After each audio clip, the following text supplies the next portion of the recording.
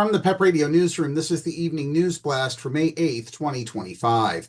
LGBTQ Nation is reporting that 7 Democratic U.S. senators have sent a letter to Health and Human Services Secretary Robert F. Kennedy Jr., asking him to reconsider eliminating all funding to the 988 Suicide and Crisis Lifeline's LGBTQ+ youth specialized services. The federal program that provides emergency crisis support for LGBTQ+ youth at risk of suicide. The letter noted that rates of suicidality among LGBTQ+ youth are much higher than for non-LGBTQ+ youth. Congress increased the program's funding from $7.2 million during its 2023 pilot year to $33.1 million in 2024.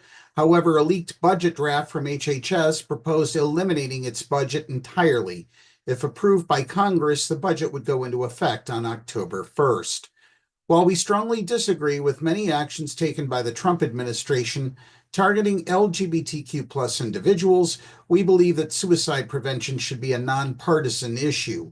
The elimination of services that help keep youth alive is reckless, and we urge you to reconsider your proposal to eliminate this lifeline, the letter states.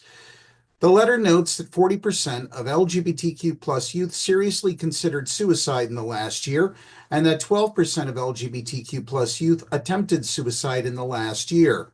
LGBTQ+ youth are 4 times more likely to attempt suicide than their non-LGBTQ+ peers, and also face higher rates of depression, anxiety, and bullying, according to the Trevor Project.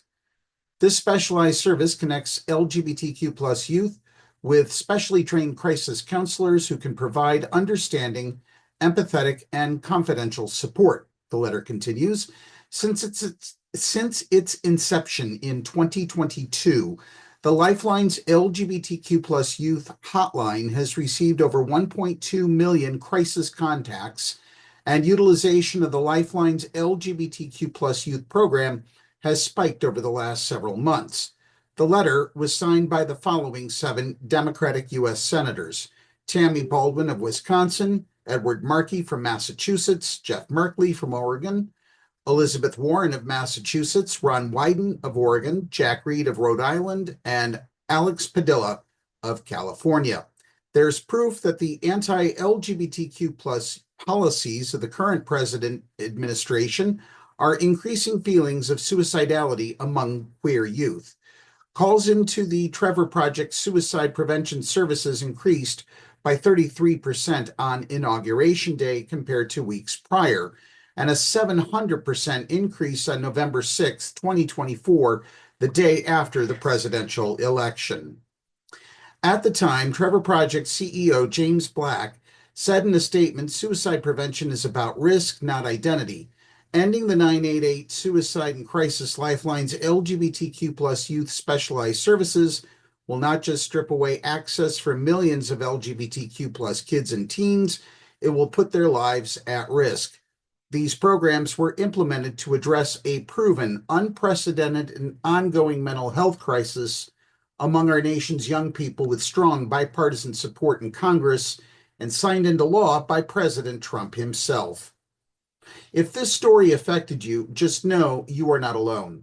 The Trans Lifeline hotline offers support to trans non-binary people struggling with mental health from 10 a.m. to 6 p.m.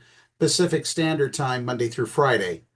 Call 877-565-8860 to be connected to a trans non-binary peer operator and receive full anonymity and confidentiality.